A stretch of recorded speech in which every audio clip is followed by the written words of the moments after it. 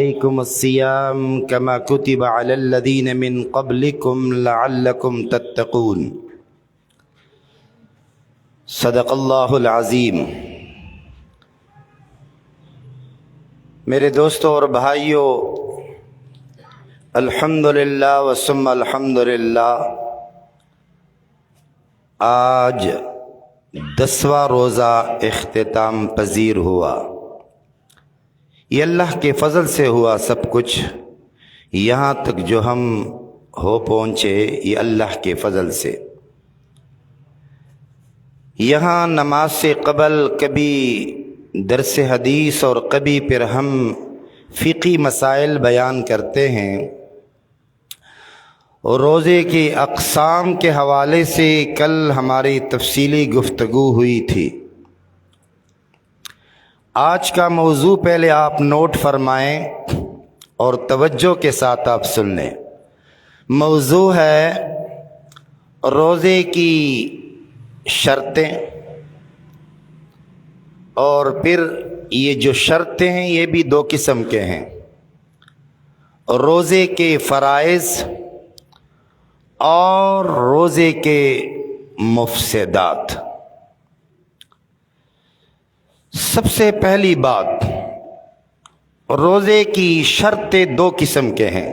روزے کی شرطیں دو قسم کے ہیں، ایک ہے شرائط وجوب، شرائط وجوب، اور دوسرا ہے شرائط صحت۔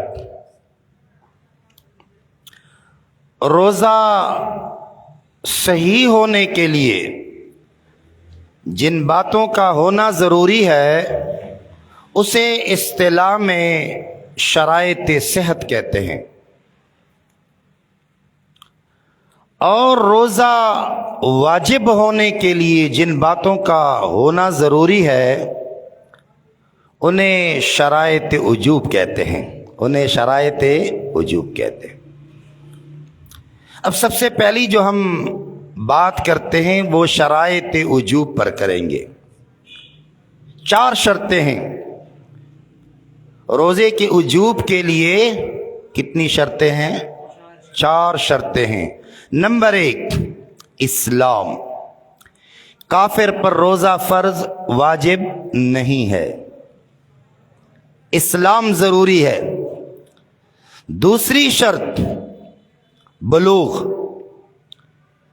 نابالغ بچے پر روزہ نہیں، نابالغ بچہ جو ہوا کرتا ہے اس پر روزہ نہیں۔ البتہ جس طرح علماء نے یہ کہا ہے کہ جب بچہ 7 سال کو پہنچ جائے تو آپ ان پر تھوڑی بہت آپ سختی کریں، اور نماز کے حوالے سے بالکل اسی طرح روزہ بھی ہے۔ علماء فرماتے ہیں کہ آپ عادت ڈلوائیں، روزہ رکھوانے کا آپ بچوں سے کروائیں روزہ بے شک، لیکن ان بچوں سے جو استعداد اور طاقت رکھتا۔ تو بلوغ جو ہے یہ دوسرا شرط ہے۔ تیسرا شرط جو ہے صوم رمضان کی فرضیت سے واقفیت۔ ایک بندہ بیچارہ جانتا نہیں ہے کہ روزہ ہے کیا، تو وہ روزہ کس طرح رکھیں گے؟ تو پہلی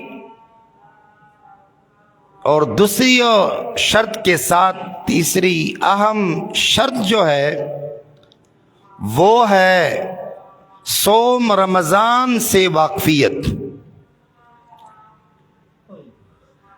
چوتھا شرط جو ہے معذور نہ ہونا، یعنی ایسا کوئی عذر نہ ہو اس کا جو شریعت میں روزہ نہ رکھنے کی اجازت ہے۔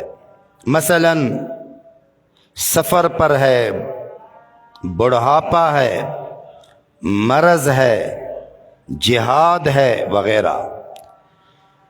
اب یہاں ایک اور مسئلہ آپ کی ذہن میں ہونی چاہیے۔ روز لوگ پوچھتے ہیں کہ جی سفر میں روزے کا کیا حکم ہے؟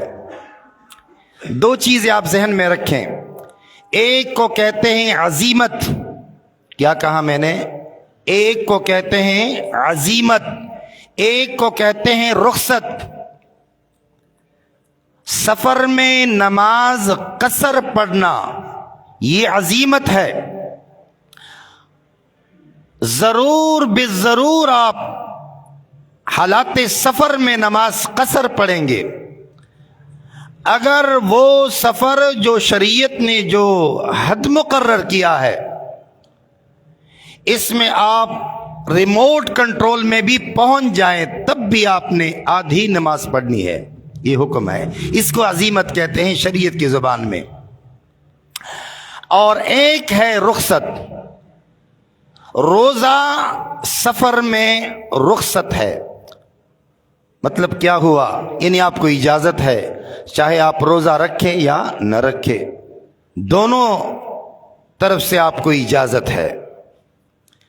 لیکن آج کل سفر میں وہ مشکلات نہیں ہے جو پہلے ہوا کرتے تھے، تو روزہ رکھنا بہتر ہے۔ شرائط صحت، 3 شرطیں ہیں، 3۔ سب سے پہلی شرط اسلام، کافر کا روزہ صحیح نہیں۔ ادھر وجوب کے حوالے سے بھی ہم نے یہ بات کی کہ اسلام، یہاں بھی ایک بات ہے اسلام۔ دوسری بات، دوسری شرط، خواتین کا حیض و نفاس سے پاک ہونا۔ یہ بارہا میں آپ کو بتا چکا ہوں۔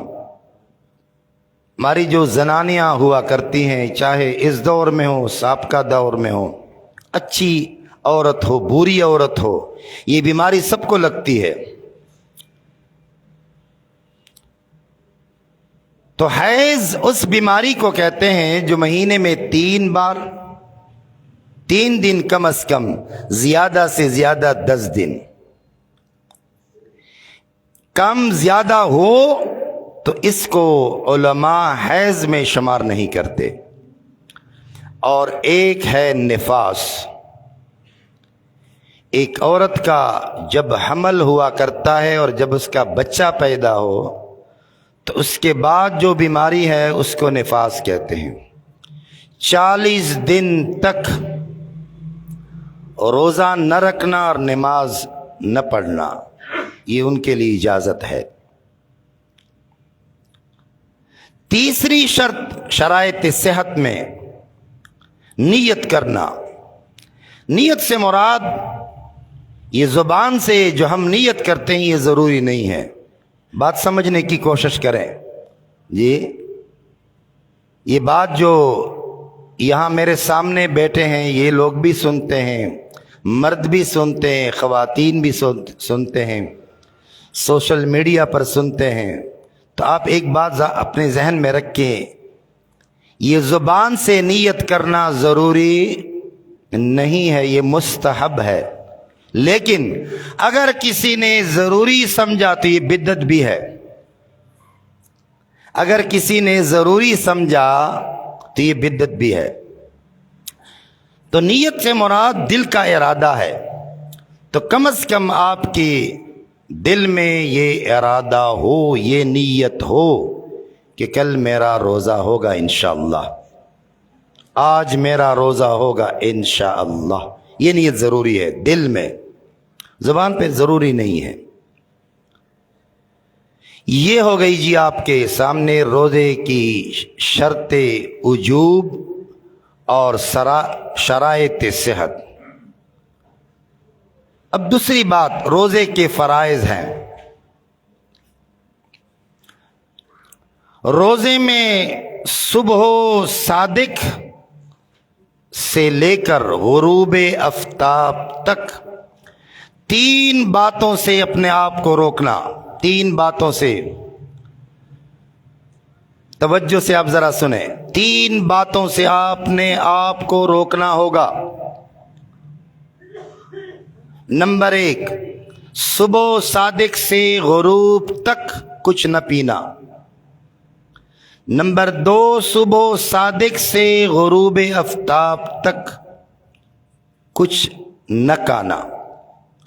نمبر 3، صبح صادق سے غروب آفتاب تک جنسی لذت کے حصول سے پرہیز کرنا۔ علماء نے یہ بات لکھی ہے، چاہے جس طریقے سے بھی ہو، اس کے اعضائے مخصوصہ سے وہ منی کا اخراج ہو جائے تو اس سے روزہ ٹوٹتا ہے۔ البتہ ایک بات ذہن میں ہو، اپنی بیوی کے ساتھ قرب اختیار کرنے میں اختیار ہے آپ کو، لیکن اگر آپ اپنے آپ کو کنٹرول کر سکتے ہیں تب جا کر پھر اجازت ہے۔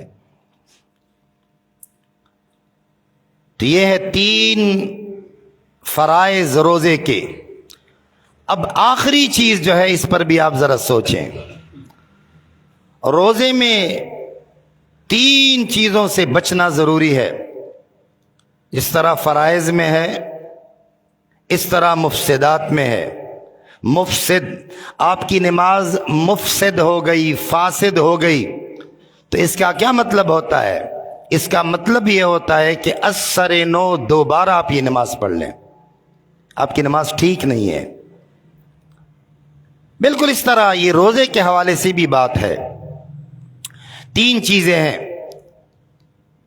اس سے بچنا ضروری ہے۔ کچھ کھانے سے اپنے آپ کو بچائیں، چاہے جو چیز بھی ہو آپ کھا لیں اس کو۔ غذا ہے، دوا ہے، دونوں چیزوں میں سے آپ کسی چیز کو بھی آپ استعمال کر رہے ہیں، روزہ آپ کا فاسد۔ نمبر 2، کچھ پینے سے، چاہے براہ راست پانی کی شکل میں ہو یا کوئی اور مشروب ہو، جون سی چیز بھی ہو لیکن ہے مشروب، پینے کی چیز ہے، روزہ فاسد ہے۔ اور تیسری چیز جو ہے وہ جنسی لذت حاصل کرنے سے۔ یہ 3 چیزیں جو ہے اس سے روزہ فاسد ہوتا ہے۔ البتہ آخری بات آپ نوٹ کر لیں، آخری بات، اور یہ ضروری ہے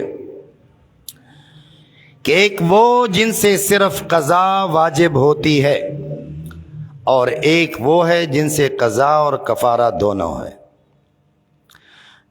مثلا قضا ہے تو صرف وہ روزہ اپنے وقت مقرر تک آپ پہنچا دے اس کو، اور دوسرا روزہ رکھنا ہے آپ صرف ایک۔ لیکن جب کفارہ ہو تو 61 روزوں کا آپ اہتمام کریں۔